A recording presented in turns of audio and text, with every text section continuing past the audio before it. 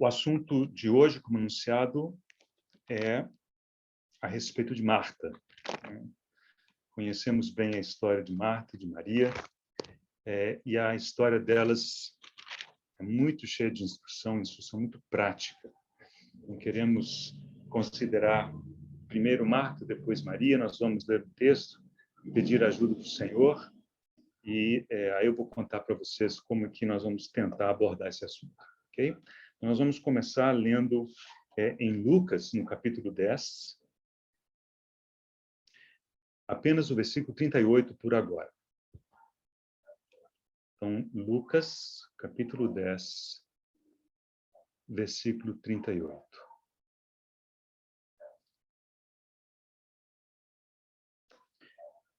Indo eles de caminho, entrou Jesus num povoado, e certa mulher, chamada Marta, hospedou-o na sua casa.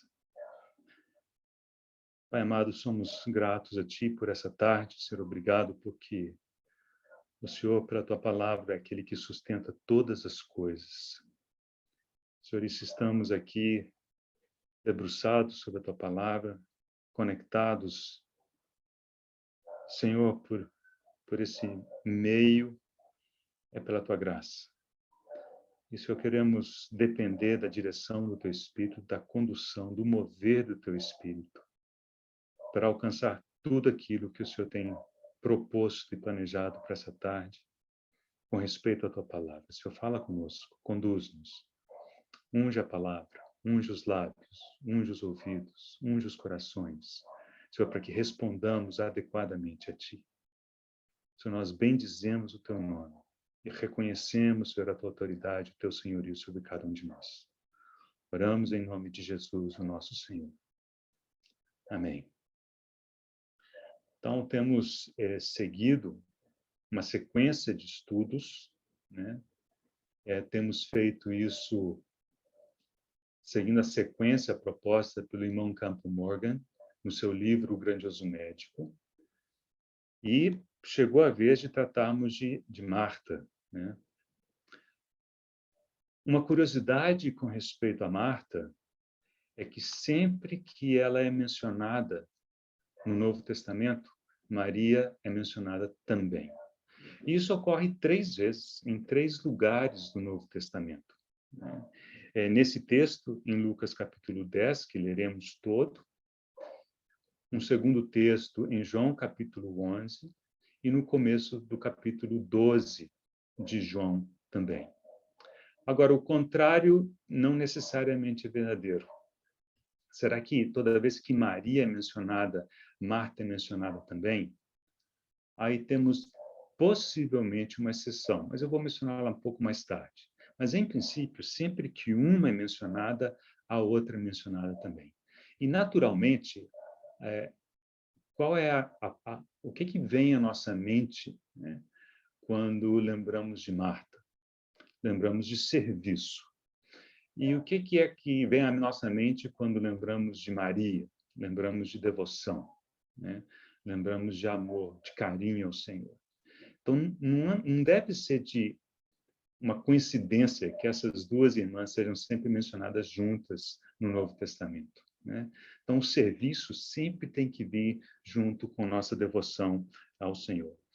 É difícil abordar uma sem tocar na outra, né? Então, eventualmente, nós vamos falar alguma coisa a respeito de Maria.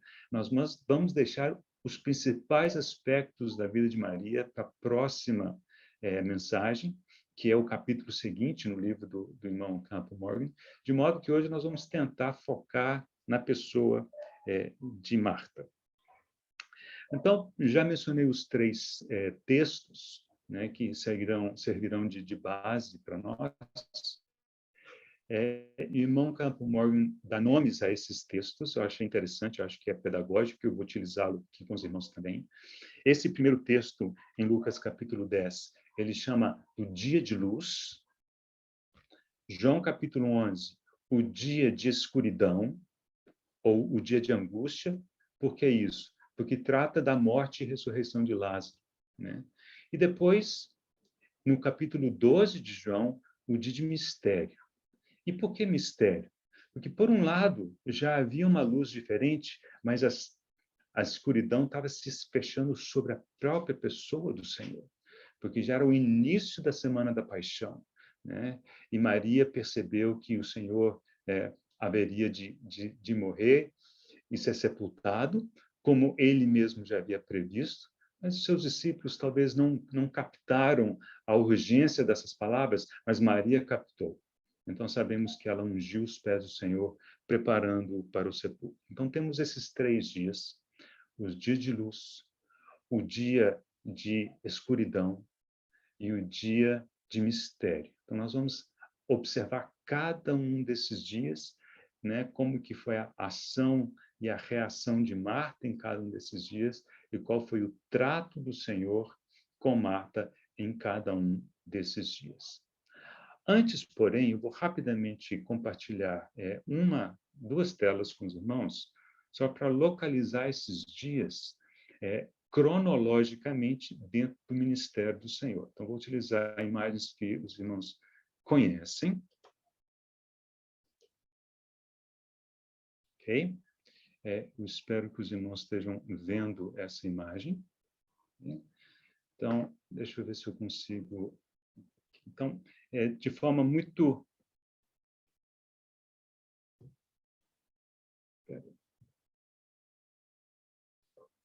Um minutinho.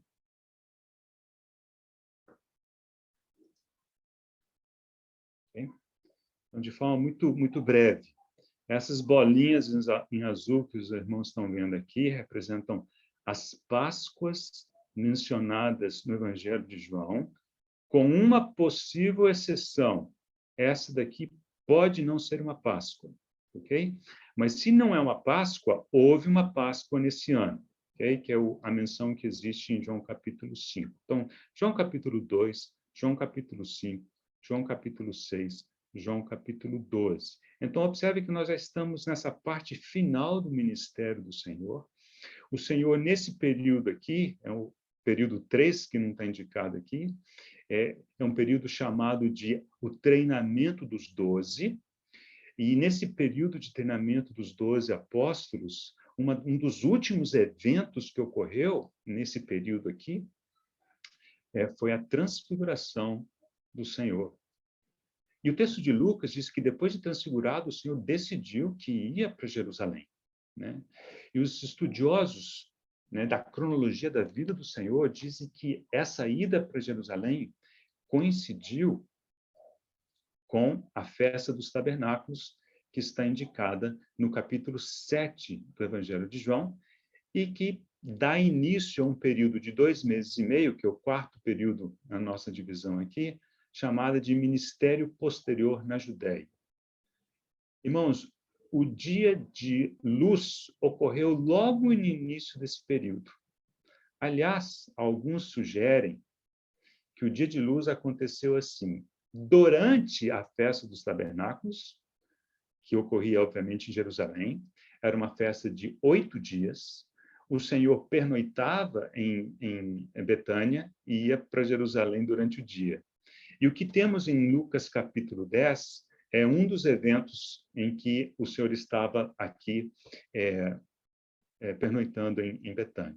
Outra possibilidade é indo a Jerusalém, né, vindo lá do Monte Hermon, onde possivelmente foi a transfiguração, ele passou por Betânia, né, e temos o relato de Lucas capítulo 10. Observe que o versículo 38 começa assim: indo eles de caminho, entrou Jesus num povoado. Esse povoado é a Betânia, onde ficava a casa de Marta, Maria e de Lázaro. Então, o dia de luz ocorre essencialmente aqui nessa divisão, nesse início de ministério posterior na Judéia. Okay?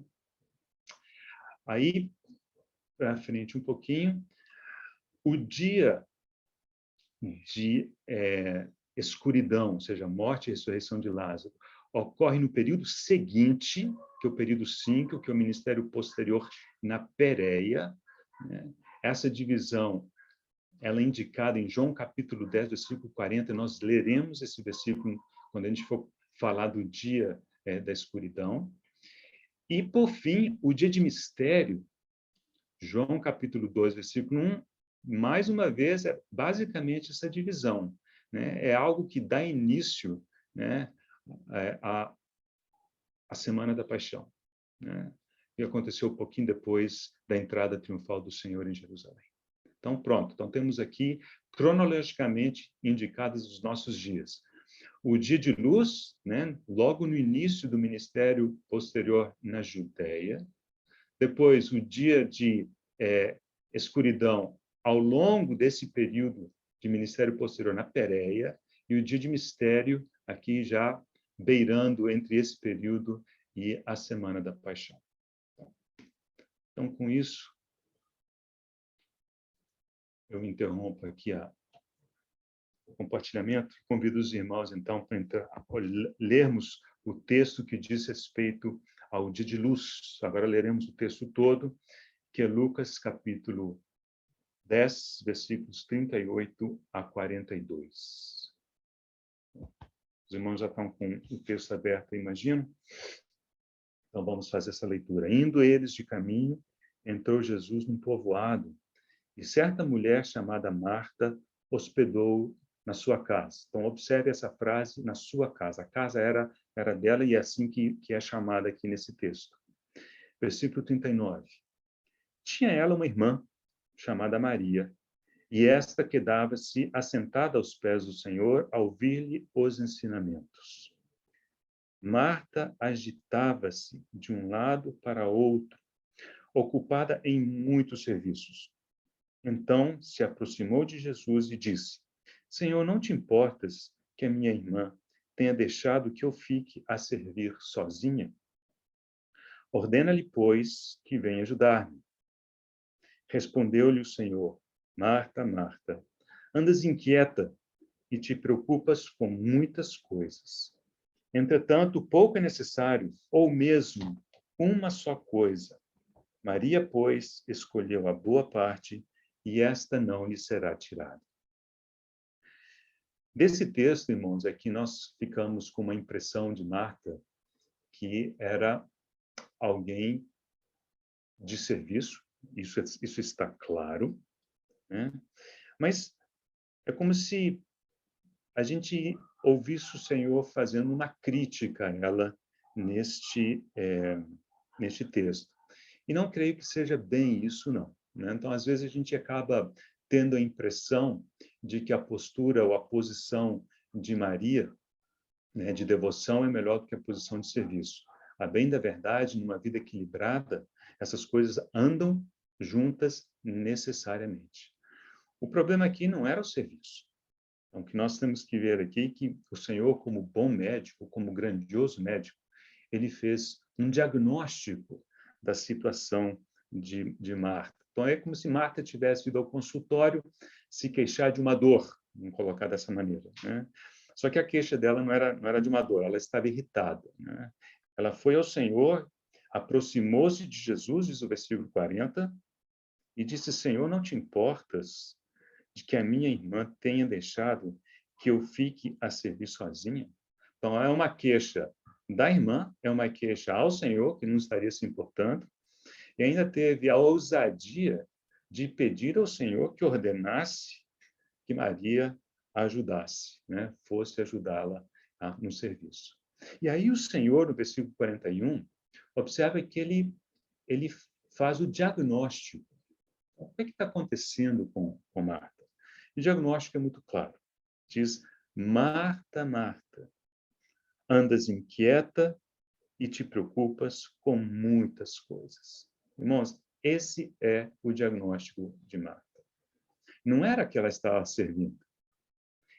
O Senhor não disse: Marta, você está preocupada com o serviço, você tinha que estar preocupada aqui de, né, estar aqui aos pés como Maria. Não foi esse o diagnóstico que o Senhor fez. O Senhor disse: andas inquieta e te preocupas com muitas coisas. Esse inquieta, ou agitada, né, é uma palavra que só aparece aqui no Novo Testamento. Então, o Senhor utilizou uma palavra muito especial para dizer: Marta, você está agitada, você está inquieta, né? Você precisa sossegar. E por que você está inquieta? Porque você está preocupada com muitas coisas. Daí o diagnóstico que o Senhor fez da agitação, da maneira com que Marta se sentia. Né? Repito, não houve qualquer tipo de crítica ao serviço de Marta. O serviço de Marta era necessário. Né? Mas a maneira com que ela abordou o serviço é que foi completamente inadequada. E sabemos isso por algumas dicas. Bom, primeiro que a reação dela não foi boa. Então, ela estava irritada, né? Ela se manifestou irritada com respeito a Maria, foi ao Senhor, colocou seu queixume diante do Senhor. E o Senhor claramente lhe diz que ela estava inquieta. Eu tenho um conjunto de citações que eu quero ler para os irmãos hoje. Eu vou começar lendo a primeira citação agora, né, com respeito a essa primeira parte, que é o dia de luz. Né? Essa citação vem do Riley. Né? O Riley foi um irmão, né, na Inglaterra. Né? Ele estudou em Oxford, né? Acabou se tornando bispo em Liverpool. Ele nasceu no século XIX, no início do século XIX, morreu no primeiro ano do século XX, ou seja, em 1900. Tem vários comentários, é um autor razoavelmente conhecido. Veja o que ele disse a respeito de Marta nesse texto. Escreveu: a falha de Marta deve ser um alerta perpétuo a todos os crentes. Se desejarmos crescer na graça e gozar de prosperidade espiritual, devemos tomar cuidado com as preocupações deste mundo. A menos que vigiemos e oremos, essas preocupações consumirão a nossa espiritualidade sem o percebermos, trazendo fraqueza. Não é o pecado franco, ou evidentes quebras dos mandamentos de Deus somente, que levam os homens à eterna ruína. O mais frequente é a atenção excessiva a coisas que, em si mesmas, são legítimas, e a distração com todos os preparativos. Então, esse diagnóstico do Senhor encaixa bastante bem, né, com essas observações. Ele não fez qualquer observação com respeito ao serviço, mas com a atitude de Marta. Marta estava agitada. E por que estava agitada? Porque ela estava preocupada com muitas coisas. Irmãos, arrisco dizer que toda vez que nós nos pegarmos agitados, se nos aquietarmos diante do Senhor, nós vamos perceber que, no fundo, estamos preocupados, agitados com muitas coisas na nossa cabeça. Né? Isso que nos preocupa, aquilo nos preocupa, nós antecipamos uma dificuldade, não sei o quê, tem uma série de coisas que precisamos lidar. Essas coisas em si, muitas vezes, não são ruins, mas a nossa preocupação simultânea com todas essas coisas nos deixam inquietos, nos deixam agitados, à semelhança de Marta. Então, devemos ouvir a voz do Senhor falando conosco nessa hora. Fulano, fulano, fulana, fulano, anda-se inquieto, né? E te preocupas com muitas coisas. E logo depois ele utilizou o exemplo de Maria. Falou: Maria, escolheu uma coisa. Só uma coisa é necessária. Então, observe que no diagnóstico do Senhor, ele já especificou também o tratamento. Como é que nós resolvemos o problema de andarmos inquietos por nos preocuparmos com muitas coisas? O Senhor disse: preocupa com uma coisa só. Né? Olha Maria, com o que ela está preocupada. E se assim o fizermos, as demais coisas poderão até existir, mas nós não mais estaremos inquietos por conta delas. Deixa eu ler uma citação agora do irmão Campbell Morgan, que ele faz exatamente esse contraste entre as muitas coisas, né, e a uma coisa. Veja o que ele diz: o Senhor não declarou que as muitas coisas eram sem importância.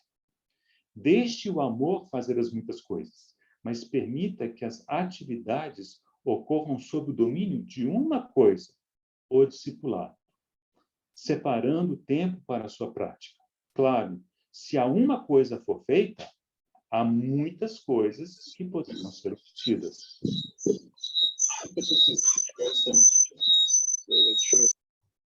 A fim de se aquietar e libertar-se da distração. Ainda nesse primeiro dia, deixa eu terminar aqui com uma observação muito, muito bonita, penso eu. Os irmãos sabem que, ao longo da Bíblia, há o que se chamam dos duplos chamamentos, né? E, ao todo, há 8 duplos chamamentos. Há um chamamento para uma cidade, que é o duplo chamamento sobre Jerusalém. O Senhor mesmo disse, Jerusalém, Jerusalém, né? Que matas os profetas e apedrejas aqueles que te foram enviados. Então, houve esse clamor do Senhor sobre Jerusalém na forma de um duplo chamamento.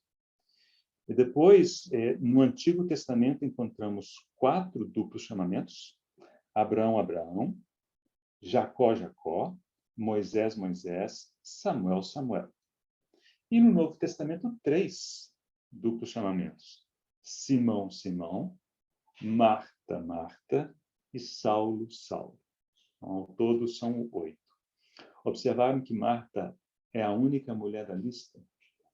Marta era alguém muito especial para o Senhor, né? Muito especial.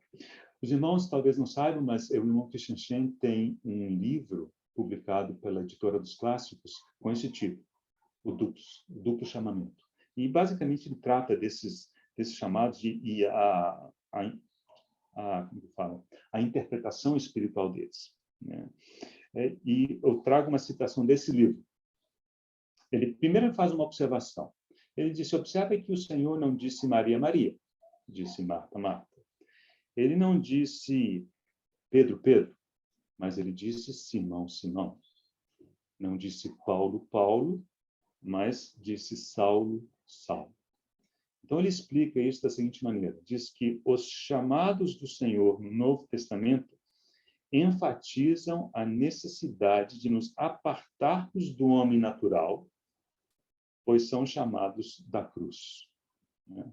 Então, nesse momento em que o Senhor tão carinhosamente chamou Marta, né, o duplo chamamento de Marta, Marta, Marta, é como se eu dissesse: Marta, deixa de lado essas muitas coisas que estão associadas, né, à sua forma natural de agir, né, e foca em uma única coisa, né? A ênfase dessa uma coisa nós vamos deixar para a mensagem que diz respeito a Maria. Então, a mensagem sobre Marta, ela é o outro lado da moeda, né? O que acontece conosco, muitas vezes, quando nós não focamos nessa uma coisa, e as muitas coisas é como se tomassem conta da gente, a gente fica agitado, a gente fica estressado, assim como Marta. Vamos para o segundo dia, que é o dia da escuridão, ou dia da calamidade, como o Campo Mal às vezes coloca. Então, vamos começar lendo o texto. Vamos pular, então, para João, o Evangelho de João. O evento está registrado no capítulo 11, mas nós vamos, conforme prometido, ler um versículo no capítulo 10.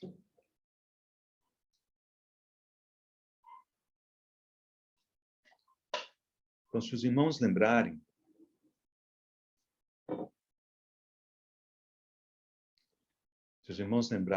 daquela sequência cronológica, então, o dia de luz ocorreu logo no início do período de ministério posterior na Judéia.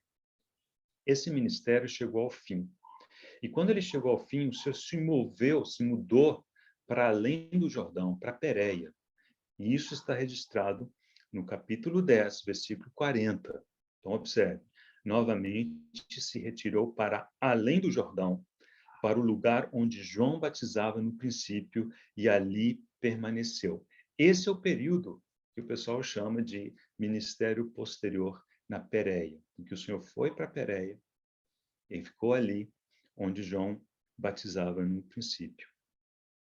E foi dali que ele recebeu a comunicação de que Lázaro estava enfermo. Então, vamos ler os primeiros 5 versículos do capítulo 11. João capítulo 11, versículo 1. Estava enfermo Lázaro de Betânia, da aldeia de Maria e de sua irmã Marta. Esta Maria, cujo irmão Lázaro estava enfermo, era a mesma que ungiu com bálsamo o Senhor e lhe enxugou os pés com os seus cabelos. Observem, irmãos, que esse evento se refere ao que nós vamos ler no capítulo 12. Mas como o evangelho foi escrito muitos anos depois, quando João escreveu esse evangelho, todos os eventos já haviam acontecido. Então, no capítulo 11, ele faz menção a um evento que ele vai descrever apenas no capítulo 12, mas quando da escrita do capítulo 11, já era um evento passado, obviamente. Então, é isso que ele diz aqui no versículo 2. Versículo 3. Mandaram, pois, as irmãs de Lázaro dizer a Jesus: Senhor, está enfermo aquele a quem amas. Ao receber a notícia, disse Jesus: esta enfermidade não é para a morte, e sim para a glória de Deus, a fim de que o Filho de Deus seja por ela glorificado. Versículo 5. Ora, amava Jesus a Marta e a sua irmã e a Lázaro. Então, Lázaro ficou doente, eles moravam em Betânia. Betânia é Judéia, está ali encostado em Jerusalém. Okay? Já naquela parte que desce para o Jordão, desceu para o Jordão, passou por Jericó, aí para o lado de lá já é a Pérea, né? Para lá do Jordão já é a Pérea, e o Senhor estava do lado de lá. Então, mandaram avisar para o Senhor que Lázaro estava enfermo, e o Senhor ainda se demorou. Né? Quando o Senhor voltou, sabemos que encontrou Lázaro sepultado há 4 dias. Então, assim, era o tempo que o pessoal foi lá ter que procurar o Senhor ouviu a resposta, ouviu a notícia, ainda se demorou, só depois ele começou a viagem, quando ele chegou em Betânia, Lázaro já estava enterrado, né? Sepultado há 4 dias. Agora, o versículo 5 é de uma beleza e de uma simplicidade muito grande. Diz que amava Jesus a Marta, a sua irmã e a Lázaro. Curiosamente, Maria aqui não é mencionada explicitamente, só diz que é a irmã de Marta. A ênfase é quase que diz assim, o Senhor amava Marta. Às vezes temos essa impressão de que Marta é o patinho feio da família, né? Maria que é a top, né? E Lázaro, nunca ouvimos uma palavra dele, mas foi aquele que foi ressuscitado dentre os mortos. Esse versículo tem que nos ajudar a colocar isso tudo em contexto. O Senhor amava os 3, né? Que diz, ora, amava Jesus a Marta, a sua irmã e a Lázaro. E o que encontramos aqui é um texto muito rico. O Senhor lidando com seus discípulos, o Senhor lidando com Marta, depois o Senhor lidando com Maria. Então, vamos concentrar na parte em que o Senhor lida com Marta. Nós vamos retomar a leitura a partir do versículo 17.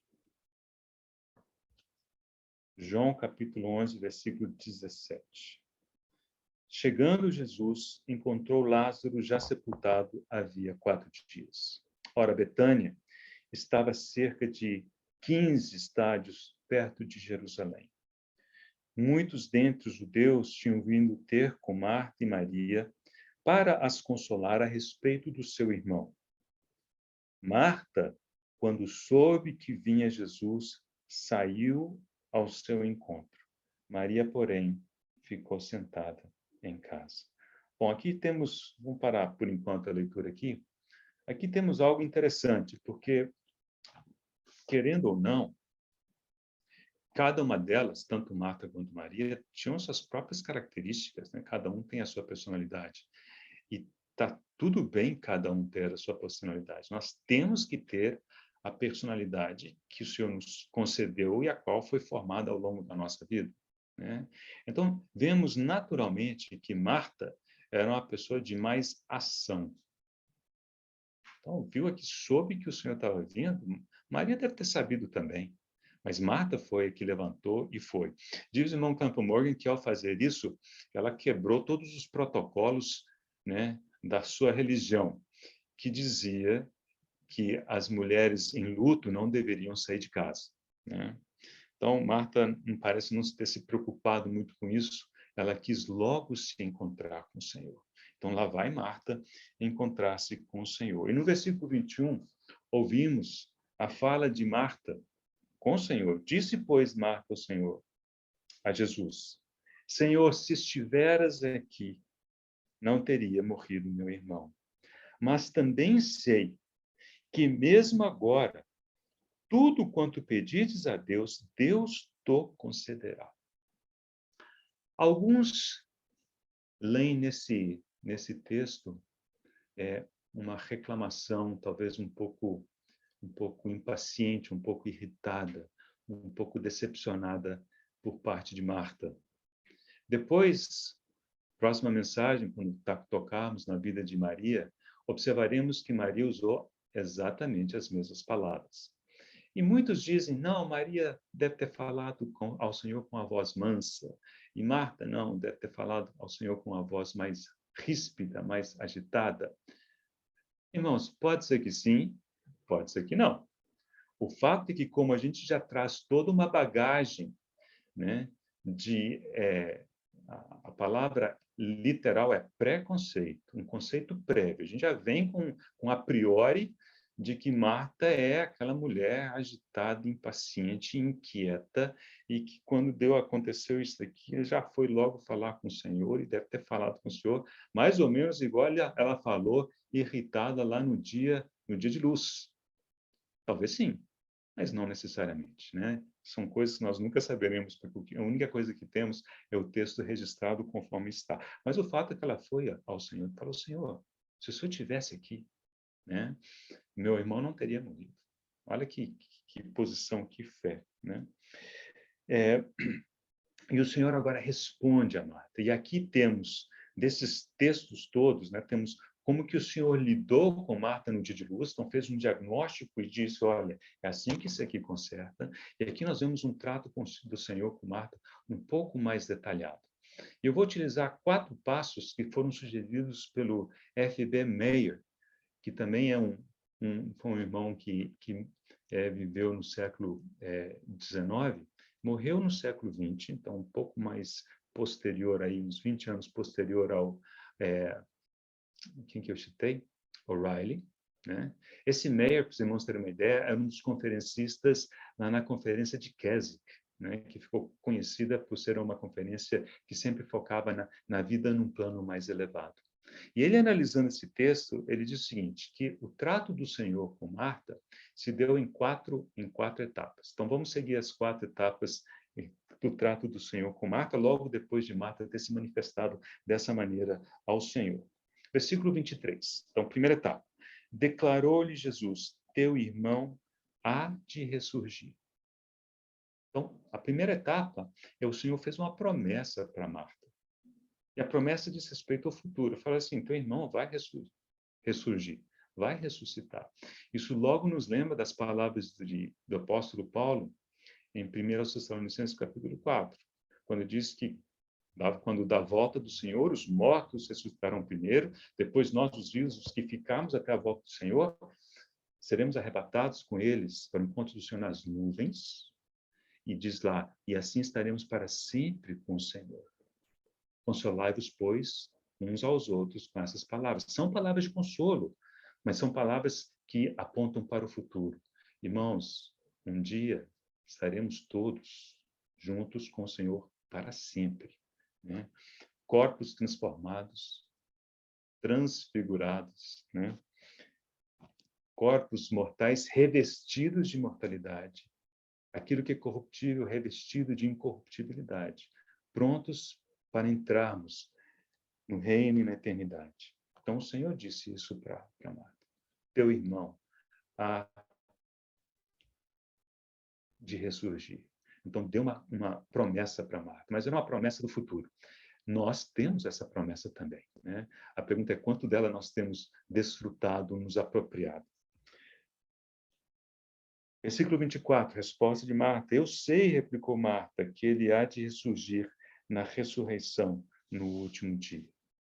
Agora, segunda etapa da resposta do trato do Senhor Jesus com Marta. Disse-lhe Jesus, eu sou a ressurreição e a vida. Quem crê em mim, ainda que morra, viverá. Então, o Senhor, no segundo trato, chamou a atenção de Marta para si. Eu sou a ressurreição e a vida. Marta, eu sou tudo aquilo que você precisa. Eu sou aquela uma coisa que você precisa aprender, agarrar e segurar. Né? Versículo 26. E todo o que vive e crê em mim não morrerá eternamente. Crês isso? E ao fazer essa pergunta, o Senhor já entrou com o terceiro passo do trato com Marta, que foi, depois de ter falado de si para Marta, ele deu a oportunidade de Marta manifestar e testificar o que o Senhor era para ela. Crês isto? Então, observe como que foi a reação de Marta. Sim, Senhor, respondeu ela. Eu tenho crido que tu és o Cristo, o Filho de Deus que deveria vir ao mundo.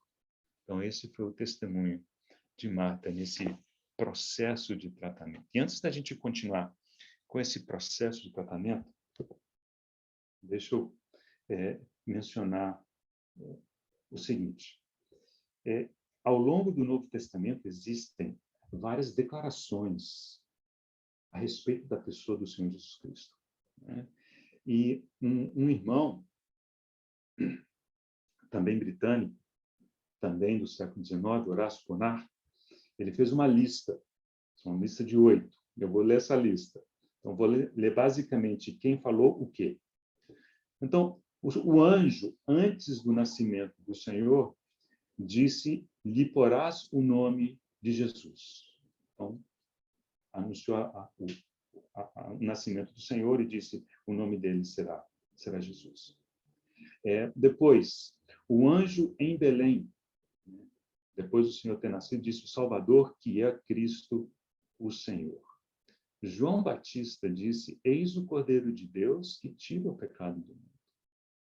André disse, achamos o Messias. Então, se nós pegarmos todas essas coisas que foram ditas a respeito do Senhor, nós temos um quadro bem mais completo, né, dos vários aspectos da pessoa do Senhor. Natanael disse, tu és o Filho de Deus, tu és o Rei de Israel. Pedro disse, tu és o Cristo, o Filho do Deus vivo. Marta, acabamos de ler, disse, eu tenho crido que tu és o Cristo, o Filho de Deus que deveria vir ao mundo. E Tomé, né, depois, quando ele viu o Senhor e tocou no Senhor, disse, Senhor, aliás, não sabemos se tocou, né? Possivelmente não, mas o Senhor o convidou, né, que tocasse. Disse, Senhor meu e Deus meu. Então, entre todas essas declarações tão complementares e tão verdadeiras a respeito do Senhor, temos a de Marta. E não sei se os irmãos observaram, mais uma vez, Marta é a única mulher nessa lista. Marta era muito especial para o Senhor. O Senhor amava Marta, a sua irmã e a Lázaro. Ok? Bem, para concluirmos, então faltou o quarto passo, né? E aí vou ler mais uma citação. Então, nesse trato do Senhor com Marta, no dia da calamidade, primeiro, ele fez uma promessa. Segundo, ele chamou a atenção de Marta para si mesmo. Terceiro, ele deu a oportunidade de Marta se pronunciar com respeito, né, à vida do Senhor. Quem que o Senhor é para ela? E o quarto passo, ele deu a oportunidade de Marta exercitar a sua fé. Então, vamos lá, isso está mais para o final, né? Para frente. Vamos pegar a leitura a partir do versículo 38, do capítulo 11 de João. Jesus, agitando-se novamente em si mesmo, encaminhou-se para o túmulo. Era este uma gruta, a cuja entrada tinham posto uma pedra. Versículo 39. Então ordenou Jesus, tirai a pedra. O Senhor diz que, né, o Lázaro ia ressurgir. E, claro, Marta logo pensou lá no último dia. Mas o Senhor, como dizendo, olha, eu sou a ressurreição. Você vai ver isso acontecer agora. Então, quando o Senhor disse tirai a pedra, Marta quase que vai assim, não, Senhor, que é isso? Disse-lhe Marta, irmã do morto, Senhor, já cheira mal, porque já é de 4 dias. Então, Marta teve a oportunidade de exercitar sua fé. E aqui, nesse evento, percebemos que a ficha não tinha caído, né? De que Lázaro ia ressuscitar naquela hora. Versículo 40. Respondeu-lhe Jesus, não te disse que se creres, verás a glória de Deus? E conhecemos o resto da história tão bonita, né? Como que o Senhor chamou Lázaro para fora do túmulo e Lázaro saiu em resposta à voz do Senhor. Porque vamos encerrar esse segundo dia, que é o dia de angústia, de escuridão, com mais uma citação, dessa vez do irmão Campbell Morgan. E ele vai enfatizar num aspecto de que Marta era uma pessoa muito razoável. Ela não fez nenhuma colocação assim que não fosse razoável, né? Então ele diz assim, toda essa interação a revela, como dissemos, como uma mulher de honestidade transparente, recusando-se a fingir ter uma fé que não possuía. Além disso, era uma mulher caracterizada por ser razoável. No dia de luz, não lhe pareceu razoável que Maria deixasse servir sozinha. Sua razão é manifesta em cada ponto da sua conversa com o Senhor no dia da calamidade. Foi também evidente no dia de mistério, quando se contentou em servir de maneira tranquila e calma. Assim, Marta era uma mulher de grande afeto, perfeitamente honesta, razoável e constantemente ativa. Então, com isso aqui, nós já tem a deixa para irmos para o último dia, que é o dia do mistério. E o dia do mistério aparece logo no início do capítulo 12 do Evangelho de João, então nós praticamente já estamos ali. Leremos apenas os primeiros 2 versículos. João capítulo 12, versículo 1. 6 dias antes da Páscoa, foi Jesus para Betânia, onde estava Lázaro, a quem ele ressuscitara dentre os mortos. Deram-lhe, pois, uma ceia. Marta servia, sendo Lázaro um dos que estavam com ele à mesa. E vamos parar ali, vou abrir um parênteses para fechar um ponto que eu levantei logo no início da mensagem. Existem 2 textos, um em Marcos e outro em Mateus, que, diga-se de passagem, nem Mateus nem Marcos mencionam Marta, mas esses 2 evangelistas têm um relato que muitos estudiosos colocam como paralelo a esse dia de mistério. Eu vou ler em Marcos 14, ok? Então, alguns entendem que, por exemplo, na minha Bíblia aparece como texto paralelo. Então, alguns realmente pensam que são textos paralelos. Veja como diz Marcos 14, 3. Estando ele em Betânia, então o lugar era o mesmo, a cidade era a mesma, reclinado à mesa, a situação era a mesma, e aqui diz, em casa de Simão, o leproso, veio uma mulher trazendo um vaso de alabastro com preciosíssimo perfume de nardo puro, e quebrando o alabastro, derramou o bálsamo sobre a cabeça de Jesus, etc. E aí o relato é muito próximo ao que encontramos em João capítulo 12. Supondo que os textos realmente são paralelos, então ele estava em Betânia. Então a casa, aqui diz que era a casa de Simão, o leproso. Há consenso de que isso significa Simão, o que havia sido leproso, não Simão que era leproso, né? Simão que havia sido leproso, e muitos querendo talvez forçar a barra, para que tudo acontecesse na mesma casa, sempre na casa de Marta, alguns até sugerem que talvez Simão fosse marido de Marta. Mas nós não temos absolutamente nenhuma outra base para supor isso. Então, aceitando o fato de que os textos são paralelos e de que Simão leproso não é o marido de Marta, não era o marido de Marta, e observe que aqui diz em casa de Simão. Vocês lembram no primeiro texto que eu chamei a atenção quando fala que o Senhor foi para a casa de Marta? Então, o próprio Novo Testamento faz uma distinção na nomenclatura. Um é casa de Marta, outro é casa de Simão.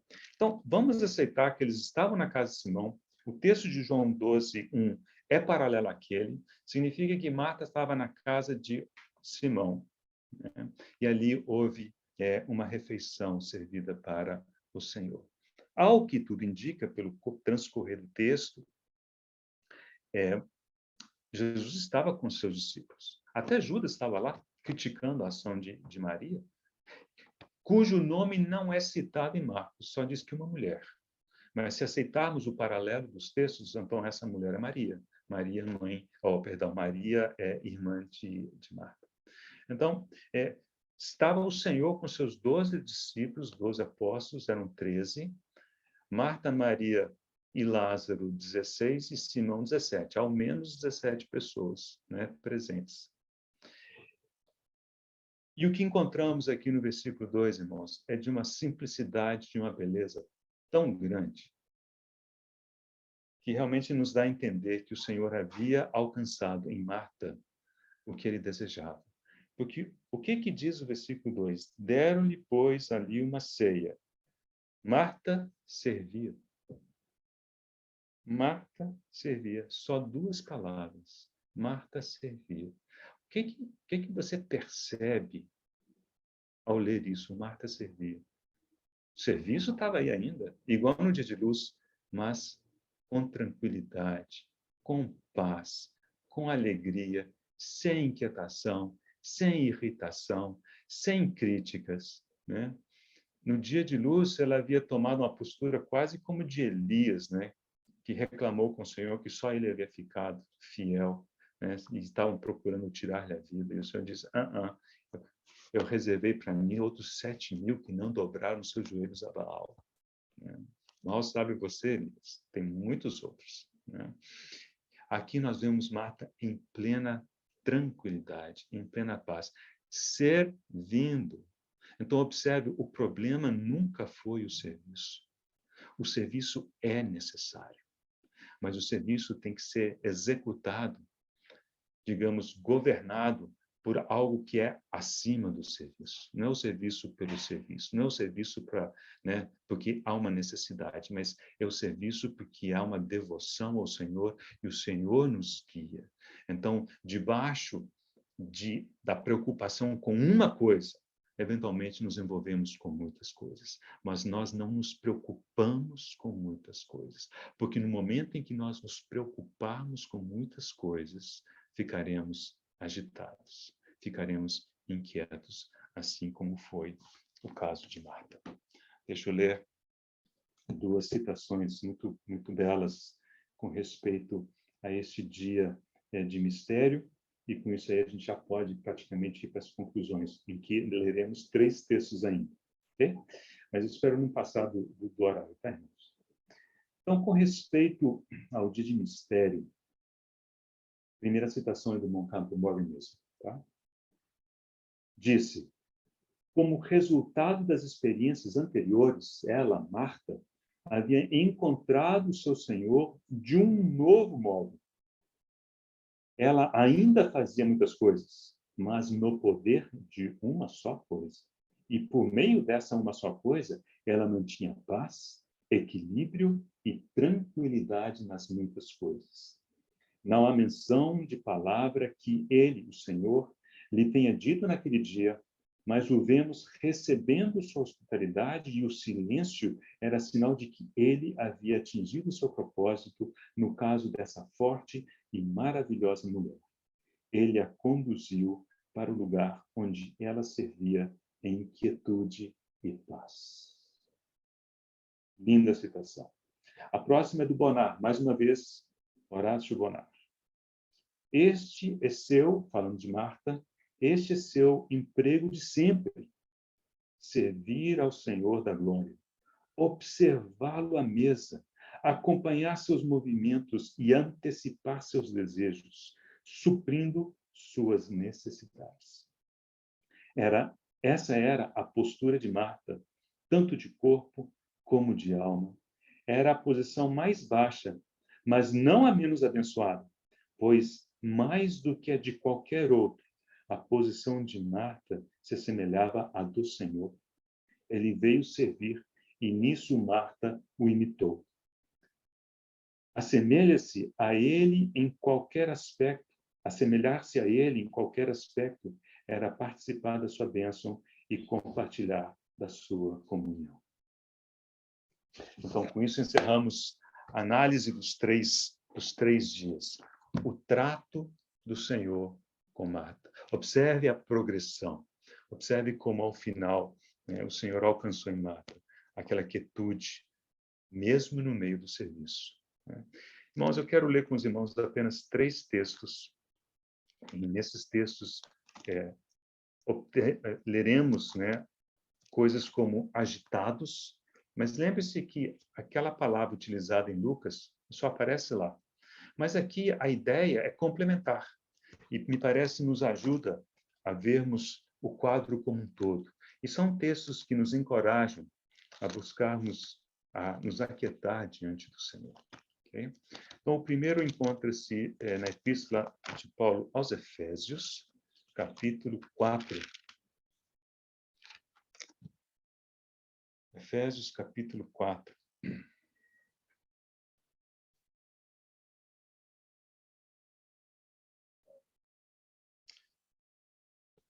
Para pegarmos o contexto, leremos a partir do versículo 11. Ele mesmo concedeu uns para apóstolos, outros para profetas, outros para evangelistas e outros para pastores e mestres, com vistas ao aperfeiçoamento dos santos, para o desempenho do seu serviço, para a edificação do corpo de Cristo, até que todos cheguemos à unidade da fé e do pleno conhecimento do Filho de Deus, à perfeita varonilidade, à medida da estatura, à plenitude de Cristo. Então, esse é o alvo do Senhor, nos levar a essa posição de perfeita varonilidade, à medida da estatura, da plenitude de Cristo.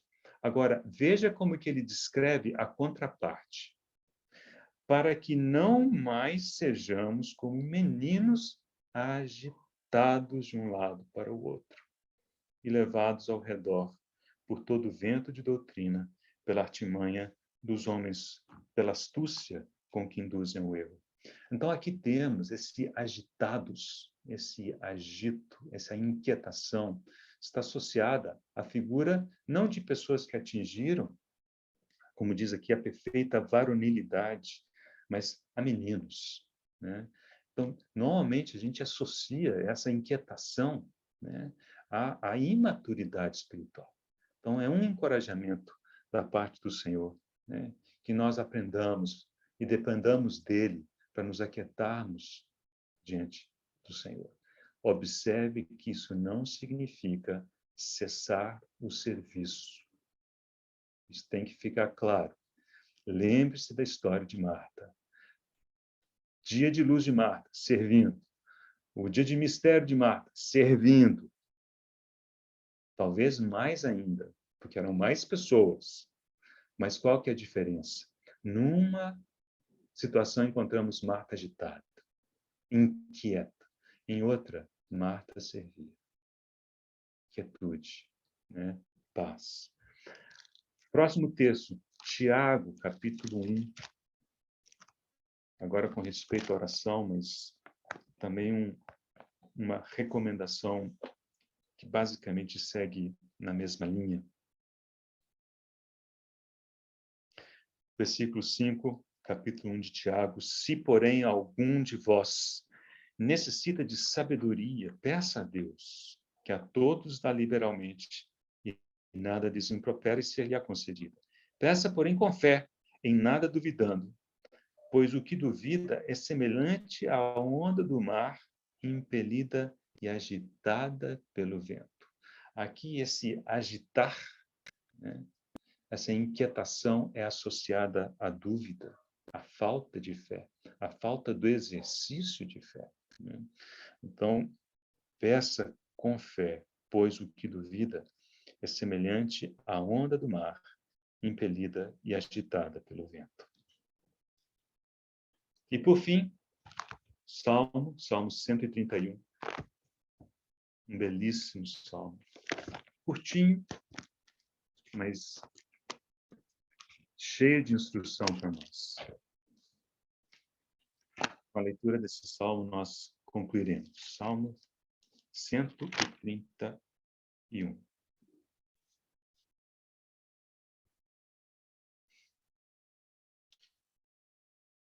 O título do salmo diz Cântico de Romagem de Davi. Então, possivelmente foi Davi mesmo quem escreveu esse salmo. Diz: Senhor, não é soberbo o meu coração, nem altivo o meu olhar. Não ando à procura de grandes coisas, nem de coisas maravilhosas demais para mim. Nessas coisas, irmãos, estão as muitas coisas, né? Então, não era alguém que estava procurando se envolver com muitas coisas.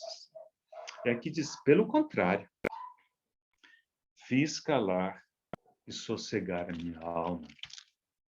Como a criança desmamada se aquieta nos braços da sua mãe. Aqui não é a criança que acabou de mamar e se aquieta. Não, é a criança que desmamou, já não mama mais, né? Já não tem essa necessidade tão urgente da criança que mama. A criança que está mamando ainda, enquanto não mama, não aquieta, né? Mas a criança que já foi desmamada, começa a aprender a esperar a refeição, e aqui ela se aquieta nos braços da sua mãe. Como essa criança, é a minha alma para comigo. Espera, ó Israel, no Senhor, desde agora e para sempre. Apenas uma observação aqui. Já pararam para pensar? O que Davi diz, né? Diz assim, eu fiz calar e sossegar a minha alma. É como se ele estivesse falando com a sua alma nisso, né? Como criança desmamada se aquieta nos braços da sua mãe, como essa criança, a minha alma para comigo. Alma para comigo, mas a nossa alma é o nosso ego, é o nosso eu. Então, assim é o nosso eu para com eu? É isso? É o eu dizendo para o eu, cala, sossega? Então, possivelmente, irmãos, a maneira de entender esse texto é o seguinte, é o espírito de Davi comandando a alma de Davi. Então, é o espírito de Davi que diz, sossega. Quando diz, pelo contrário, fiz calar e sossegar a minha alma. É o espírito comandando a alma, fica quieta. Porque a alma, se a alma tentar comandar a alma, só vai ficar mais agitada, não é isso? Fica mais... É igual quando a gente não consegue dormir e tem que dormir porque vai acordar cedo amanhã. Quanto mais você pensa que tem que dormir, menos você dorme, né? Então, quando a gente quer sossegar, é o nosso espírito, ou melhor dizendo, o Espírito de Deus, por meio do nosso espírito, que tem que sossegar a nossa alma. E quando ela aquieta, aí diz, assim é minha alma para comigo. É como se a alma aquietasse sob a ação do espírito do homem, que é onde habita o Espírito de Deus, né? Então, vemos que isso aqui é necessariamente uma transação espiritual, uma experiência espiritual. Não se trata de um jogo psicológico, né? de uma sequência de pensamentos positivos pelos quais poderemos fazer sossegar a nossa alma. Vamos lembrar de como o Senhor lidou com Marta. O Senhor lhe deu uma promessa. O Senhor falou a ela dele mesmo. Lhe deu a oportunidade de manifestar qual que era o entendimento dela a respeito do Senhor. Ele também colocou a sua fé à prova. E, ao longo de todo esse diagnóstico e desse trato do Senhor, no dia de mistério, vemos que Marta servia em paz. E esse é o nosso desejo. Servirmos ao Senhor quietos e em paz, porque Ele merece. Senhor, nós damos graças a Ti pela Tua palavra, pela lembrança que ela nos traz, de que a nossa energia, Senhor, não serve para servir o Senhor. A nossa energia nos agita, a nossa energia nos faz ficar inquietos. Senhor, queremos, como Marta, aprender a servir o Senhor, sob a ação daquela única preocupação que realmente deve governar a nossa vida, que é amarmos e adorarmos o Senhor. E o Senhor haverá de nos levar ao serviço, de forma quieta, de forma sossegada. Senhor, como salmista, não queremos nos preocupar com coisas maravilhosas demais, grandiosas demais. Senhor, mas queremos aprender a caminhar honestamente com o nosso Deus. Te somos gratos. Obrigado, Senhor, pela ajuda do Teu Espírito. Pedimos que Ele mesmo mova a Tua palavra e a faça frutificar em cada um, conforme o Teu propósito, para a glória do Teu nome. Em nome de Jesus, Senhor. Amém.